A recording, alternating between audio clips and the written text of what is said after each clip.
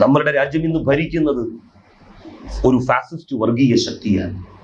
അവർ വിചാരിക്കുന്നത് നമ്മളുടെ രാജ്യത്ത് നിന്ന്, ഇന്ത്യയിൽ നിന്ന് മുസ്ലിങ്ങളെ അട്ടിപ്പായിച്ചു പറഞ്ഞയച്ചാൽ അവർക്ക് സുഭിക്ഷമായി രാജ്യത്ത് ജീവിക്കാം എന്നാണ്.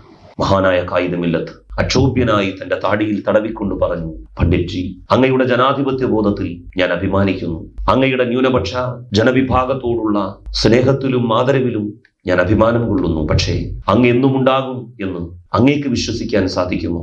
അങ്ങില്ലാത്ത ഇന്ത്യയിൽ അവരുടെ പ്രശ്നങ്ങൾക്ക് പരിഹാരം കാണുവാൻ, അവരുടെ അവകാശങ്ങൾ സംരക്ഷിക്കുവാൻ അങ്ങയുടെ മനസ്സില്ലാത്ത ദേശീയ നേതാക്കന്മാരുണ്ടാകുന്ന ഇന്ത്യയിൽ അന്ന് അവർക്ക് വേണ്ടി ശബ്ദിക്കുവാൻ ഒരു സംഘടന ആവശ്യമാണ്. ഈ രാജ്യത്ത് നിന്ന് ബ്രിട്ടീഷുകാർ പോകും എന്ന് പോയാൽ തന്നെ ഒരു മാസം ഈ രാജ്യത്തെ മുന്നോട്ട് കൊണ്ടുപോകാൻ കഴിയില്ല. ഗാന്ധിക്കും നെഹ്റുവിനും പരാജയം സമ്മതിച്ച് അവർ ബ്രിട്ടീഷുകാരെ തിരിച്ചു വിളിക്കും. അന്ന് RSS അതിന്റെ പ്രവർത്തനം തുടരും. അങ്ങനെ പറഞ്ഞിരുന്ന ആളുകൾ ഇന്ന് രാജ്യം ഭരിക്കുകയാണ്. DYFIക്കാരുടെയും സഖാക്കളുടെയും ഇടതുപക്ഷക്കാരുടെയും ഇടപെടലുകൾ മൂലം സ്റ്റേജിൽ അവതരിപ്പിക്കുവാൻ പോലും കഴിയാതെ പോയ ഒരു നാടകമുണ്ട്. നിങ്ങൾ ആരെ കമ്മ്യൂണിസ്റ്റാക്കി?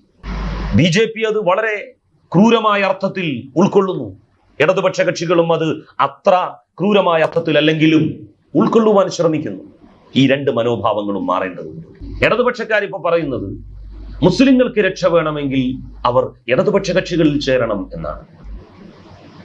എങ്ങനെ അവർക്ക് രക്ഷ നൽകാൻ കഴിയും? മുസ്ലിങ്ങൾക്ക് ഭരണസന്നാഹങ്ങളും എല്ലാ സൗകര്യങ്ങളും ഉണ്ടായിട്ട് പോലും കണ്ണൂരിലെ അവരുടെ പാവപ്പെട്ട സഖാക്കൾക്ക് RSSകാരന്റെ കൊലക്കത്തിയിൽ നിന്ന് രക്ഷ നൽകാൻ സാധിക്കാത്ത ഇടതുപക്ഷക്കാർക്ക്, മാർക്സിസ്റ്റുകാർക്ക് മുസ്ലിങ്ങൾക്ക് എങ്ങനെ രക്ഷ നൽകാൻ കഴിയുമെന്നാണ് അവർ പറയുന്നത്.